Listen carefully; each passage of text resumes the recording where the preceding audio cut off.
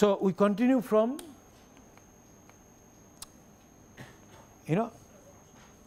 we said that heavy mass, heavy section would have higher time difference and also amplitude would be lower.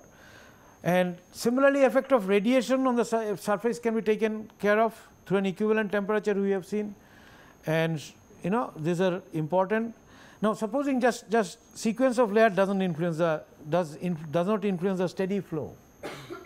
That is what we have seen, because we said 1 over u is equals to 1 over ho plus simply sum of Li by Ki plus Hi, right. So, this sequence, whether L1 is L2 or which sequence, it does not matter, because I am simply summing it up. But in periodic heat flow or steady unsteady state heat flow, sequence matters, because supposing I have a heavy thermal mass outside, it will absorb more and then only it will transmit. But if you have somewhat relatively less lower thermal capacity mass outside, it will allow more heat to come in and it will heat up the other one. So, sequence matters in case of unsteady state heat flow, but does not matter in case of steady state heat flow. The other factor is that these are important.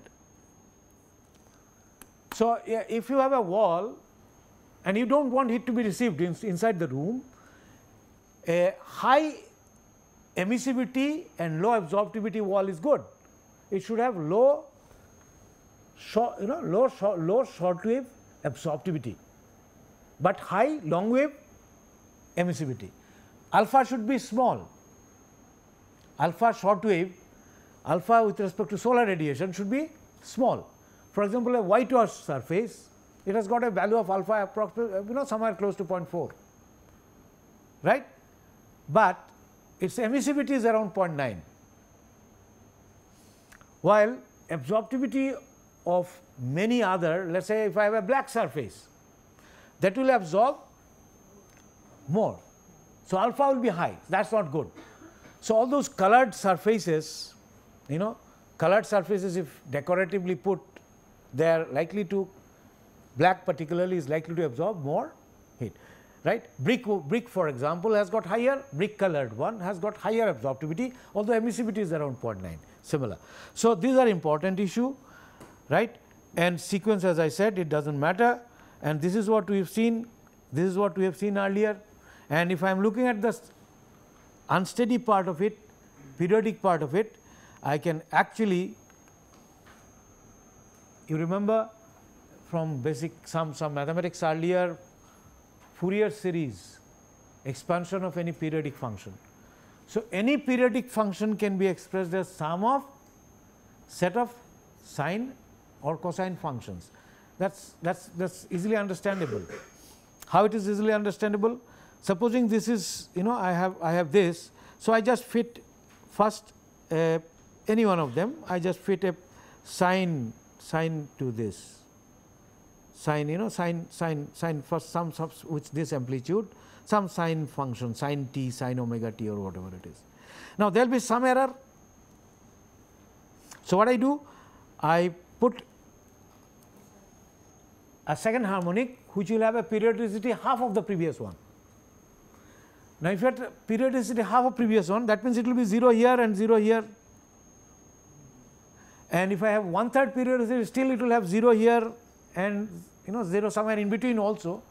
So, if I go on summing them up, the errors that would be coming, that would be actually minimized, that would be minimized. So, you can approximate any periodic function by sum of, I am talking of the fluctuating part only. Obviously, the mean is there, then the fluctuating part. I am talking of the fluctuating part. So, the fluctuating part you can always express as sum of series of sine and cosine functions, sine and cosine functions. Well, you do many approximations of the similar kind. For example, Taylor series expansion of a function around a point is the value of that function at that point plus first derivative, the gradient multiplied by delta x, the distance that you are talking about. Now, then rate of change of gradient multiplied by delta x, etc., etc. And like many functions, actually in mathematics we can do it you can always, large number of terms you take, it tends to fit into closer and closer. So, Fourier series expansion is one of those kind. Fourier series expansion is one of those kind. So, you can actually approximate a function by mean plus first harmonic, second harmonic, third harmonic could be coming something like, it will be less. Sorry, I think it is not correct. Eraser, this erase it out. Third harmonic could be something like, third harmonic could be 3 part, I should divide by 3 part, and it would be something of something like this, going like this and going like this, and my drawing is not so good, but the third harmonic, fourth harmonic, fifth harmonic, you can go on adding them up, and more you add, more close you will be to the real variation of the temperature, real variation of the temperature. So, this is a physical explanation behind Fourier series expansion. So, this is one of the ways of handling this temperature. This we call frequency domain treatment. This we call frequency domain treatment. This is what we will do more in our class. There are other ways of doing it that I will not discuss, because that is not amenable to hand calculation, but many computer software uses more complex, or complex or other form of treating this external temperature. So, this is called frequency domain treatment, where we express time, temperature as a function of time, as a sum of mean and infinite series, infinite terms, a series of infinite terms having different amplitudes, because as I said, I had this one had a different amplitude, this one had a different amplitude, and third one would have somewhat different amplitude, and so on and so forth.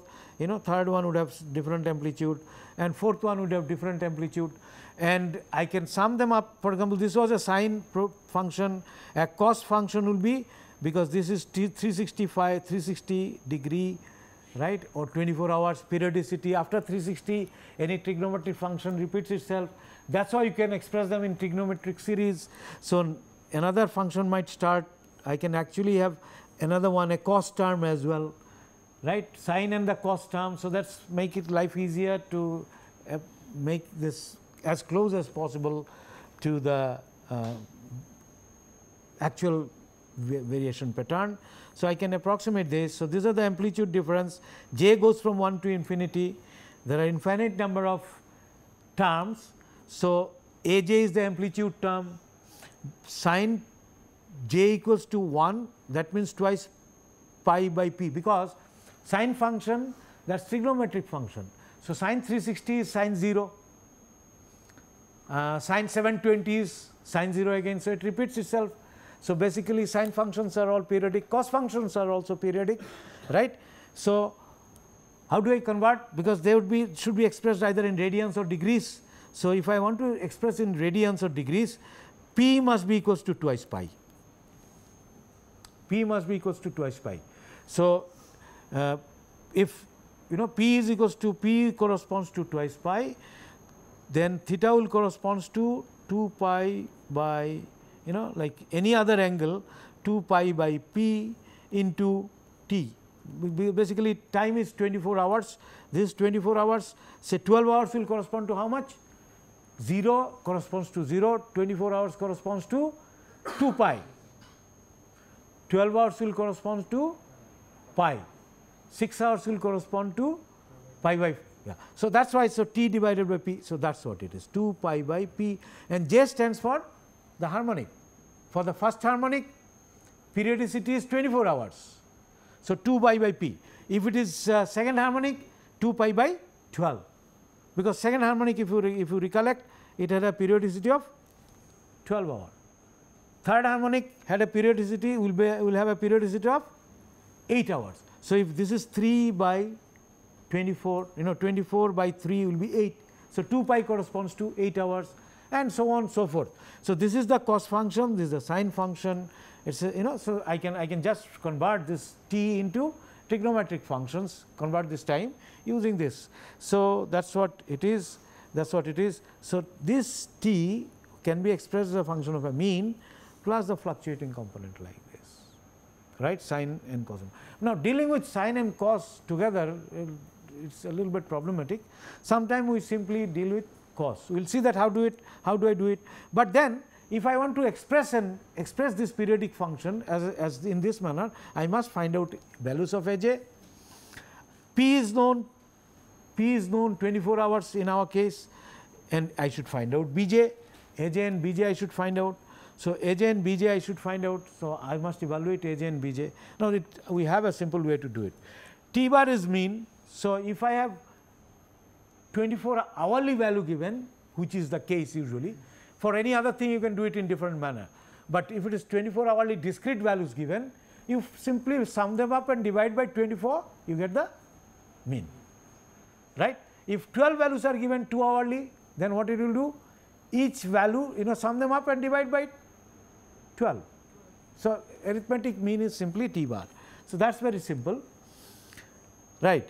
Now, so this you can find out. As I said, sometime we express it in terms of cost function, we will do that, but first let us find out Aj and Bj, and then we will express it in terms of this sort of a cost function. So, Aj can be easily found out. How? Okay, do I have this, or I have to, by this expression, but how this expression comes? Let me, okay, perhaps I'll explain and come back to this, not come to the solution. Now, how do I find it out? If I have to do that, now supposing I multiply this by cost, some cost term, multiply by some cost term, let us say Aj, I multiply by some cost term, right.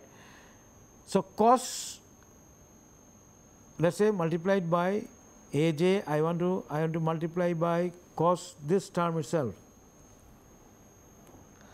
and this also by same term, and then integrate this from 0 to 2 pi, right. So, you can if you look at this, if I multiply this by cost term, temperature values are known to me,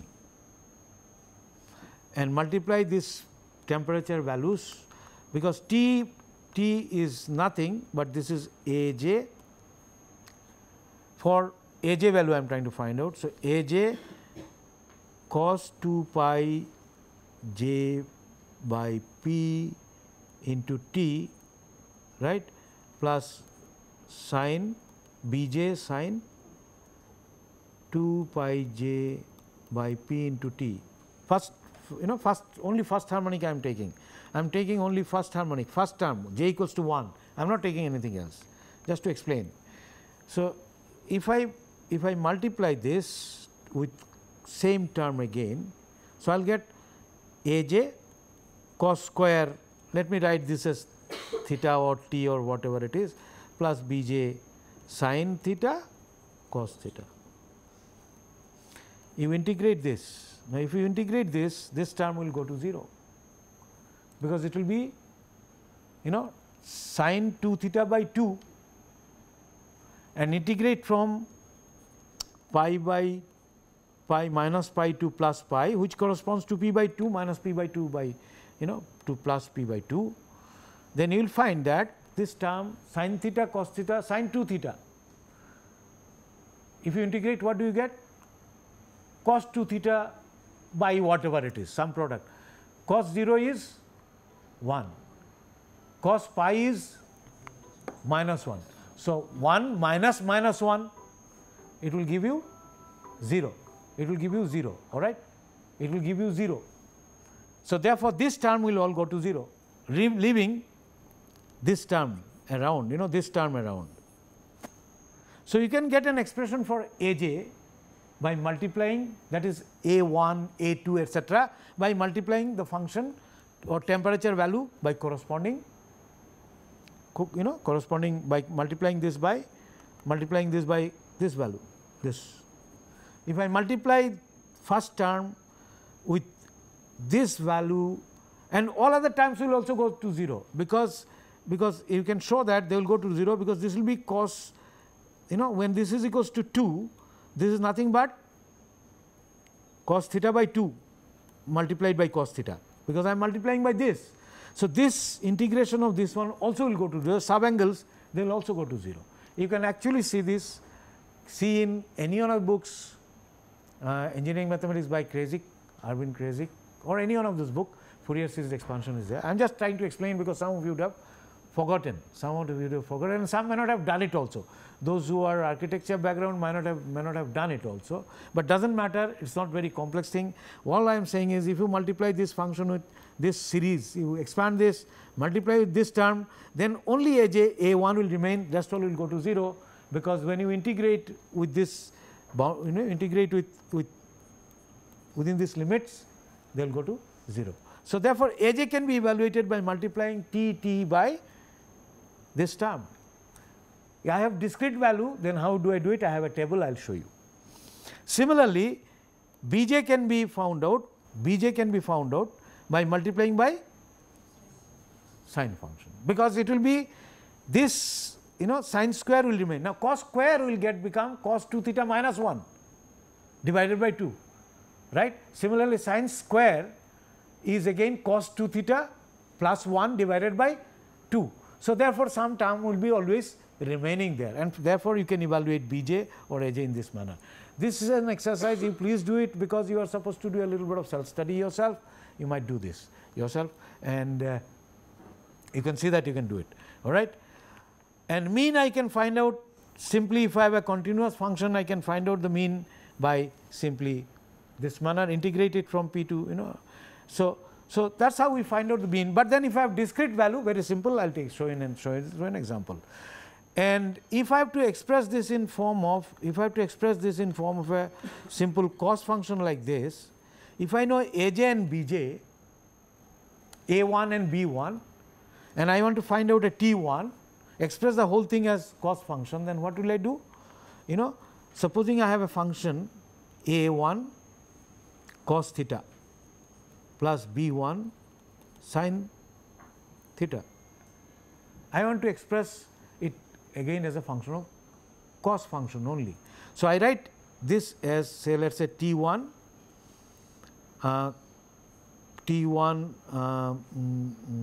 cos, I want to express only in cos, t1 cos phi, let us say, and cos theta, plus t1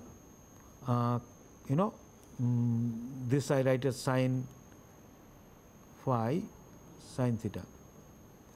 So this should mean that what it would mean, a1 is equals to t1 cos phi, b1 is equals to t1 sin phi. So a1 square plus b1 square will be equals to t1 square, and phi will be what? Tan inverse of phi I can find out, b1, right, possibly a minus sign comes in somewhere, I will see that. So that's how we can express. So that's what we are doing, So this, so right, tan inverse of minus bj by aj will come, tan inverse of, so this is how we can find out tj, because cos function is always, that's right, because cos function will be cos omega jt. Now omega j is nothing but twice pi j by p. I am calling it as omega angular frequency term, So omega jt plus phi, it will be cos omega jt cos phi j minus, am I right, minus sign, there is a minus sign involved. So if I have a minus sign, from there it comes at minus. So from there it follows phi is equals to tan inverse bj by aj. So you can express, therefore mean you can find out, mean, so some 24 data, hourly data is available to you, you can find out the mean, and you can find out the Fourier's coefficients and convert them into an equivalent temperature, term as a function, coefficient of cos function. How do I do it? This is a table which shows you. For example, I am not very sure whether it is very much visible to you. If it is visible to you, it is fine, but I will just explain it. Say time 1 hour, this is the temperature given, temperatures are given here in this line. Say first hour is 30.2, second hour 29.6, etc., etc. Then I want to find out the mean. What I do, I simply sum it up. divide by 24, I get the mean. Divide by 24, I get the mean. Then omega jt or twice pi t by p I calculate out here. P is 24 hourly period for first harmonic if I am doing it. J is equals to 1. So, twice pi t by p. So, this will be twice pi by 24, twice pi by 24, right, because j is equals to 1, 20, j equals to 1 into first hour. For second hour it will be twice pi by 24 into 1 into 2. So, this is tabulated here, this is tabulated here, right, twice pi. Then I find out t sin omega jt. Now, this is in radians, sine of this one I can find out, multiplied by the t value, that gives me the table for t sin omega t. Sum it up, right, sum it up, that is integration.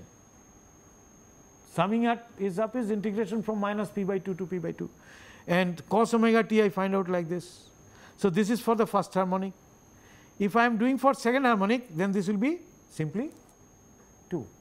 So, and I can find out, so sum of the t sin omega jt, sine of the t cos omega jt I am able to find out, and that, if you recollect, go back to this one, this was nothing but integration, this divided by 2 by 24, this sum divided by 12 will give me corresponding aj value. This sum divided by, second sum divided by one of them, this divided by cos values divided by 12 will give me aj value. This sine coefficient sum on sum up divided by 12 will give me the bj value. Similarly, for the second harmonic, aj and bj values are here. So, you can check this calculation, this is simply in an Excel sheet, pretty easy, and find out these coefficients. But actually we will see that we do not use them too much. What we do is we consider it to be first harmonic and leave out the second, third harmonic, etc., etc. 6 harmonics are absolutely good enough to have very small error. 6 or more harmonics if you take, you will fit the curve more or less same. But even first harmonic does a good job for us, we will see that how we will go about it. So, you can see that once you have done the harmonic analysis, A is the sole air temperature, this blue colored one. Approximate with first harmonic is a green colored one, this is with the approximation with first harmonic, and approximate with the second harmonic, first harmonic is a red one, sorry, which is pretty bad. With the second harmonic, if you see, it comes fairly close, right, this dotted line, approximate the first and second harmonic, the green one. Only with first harmonic is the red, where blue is the real one. So, when we have added second harmonic, we have one closer to it. If we add third harmonic, we will go still closer to it, fourth harmonic we will go, and 6 harmonics are good enough, So, that is what it is. So, daily temperature, this is solar temperature of a given surface, roof surface that I was talking about from our own measurement in the campus sometime. So, solar times 12 to 12 hours, even solar temperature you can fit into a harmonic series. So, that is it, that is basically related to how we handle the opaque bodies, how we handle the opaque bodies, right, how we handle the opaque bodies, and from this one how do we go further. So, now what we have done, we said that we have what we said is that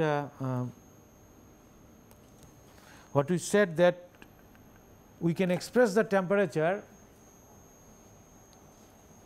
Mean part we have already seen how we handle it, because we said it is steady. So, UA delta T, if I have if I know outside temperature, if inside temperature is unknown, then we have to do a little bit of things, but we understand if I know the inside temperature and both are constant, then I can find out the heat flow inside, right. Or if inside is not known, if I know the heat flow, then I can find out the inside temperature. We will see that how do we do it. Now, when it comes to the fluctuating part, we can approximate it by a simple cosine function or sum of cosine functions. So, this was my basic heat conduction equation. I am still dealing with conduction. I will come to ventilation heat transfer later on, which are simpler. So, this you remember, this we discussed, the heat coming in minus heat going out, right. This is the flux, this was the flux, and this you remember we talked about this rate of change of, this we derived earlier, and from this it follows. All this I have just discussed, I am just trying to recollect this, and this then turns out to be a second order differential equation. Okay, second order differential equation, it turns out to be a second order differential equation of this form, right. Temperature is a function of space and time within the construction, it will be changing from one point to another, and it is a function of time as well, and this is a partial derivative with respect to time. This is the thermal diffusivity. Maybe some notations are overlapping, but that is what people conventionally use. Alpha is used for both absorptivity as well as thermal diffusivity. Some book might use A, but generally quite often it is like this. So, this is the second derivative with respect to space, this first derivative with respect to time. So, I need some boundary conditions, because I can integrate this with time and with space. There are many ways of solving this one. For different boundary conditions, closed form solutions are available, and you can even solve numerically. But then you got to integrate this once with time, twice with space, and then you will have constants of integration. So, therefore, you need one initial condition and two boundary condition to get temperature as a function of x and t, to get temperature as a function of x and t. Solution of this one, temperature as a function of x and t. So, you need two boundary condition and one initial condition. We assume an initial condition that everything is at constant temperature, right, and that is one way of doing it. And then boundary condition are either, I have four possibilities. One, if this is my wall, if this is my wall, if this is my wall, outside I might know the temperature and might also know the heat flux, because the second derivative, and we know Q is nothing but K dt dx, in this case partial derivative, that is why I am writing like this. So, either I know the heat flow per unit area, how much heat is coming in, or I know the temperature. This might be unknown to me, Ti and Qi. Then knowing these two, because then two boundary conditions I have known, I can solve it. Or if I know this and this, then I can find out what are the heat fluxes. Or if I know this, out of these four, if I know two of them, how much heat, for example, if there is a radiating source, say solar radiation, only solar, hypothetically only solar radiation is falling there, right. Temperature is all constant inside outside, only solar radiation. Then I have got a flux boundary at the outside, right, some radiative flux boundary at outside, or that's flux boundary, but that's not the real case anyway. But outside temperature as a function of time, that would be known to me. So, four possibilities are there, flux for this one, two of them must be known to find out the other two. But first I must solve this out, first I must solve this out. Let us see how do we do it, let us see how do we do it, right. So, to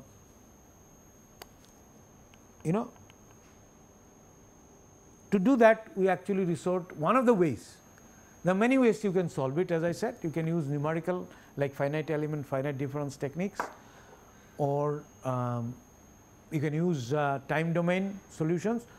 What we will be doing here is frequency domain solution. Both time domain and frequency domain solutions, I will explain you what they are, but frequency domain handling is amenable to hand calculation, right. So, to do that, what we do is we resort to Laplace transformation. Now, Laplace transformation, we will see that actually it makes easier whole thing is Laplace transformation is essentially converting time domain into a domain of Laplace S, domain, you know, S variable.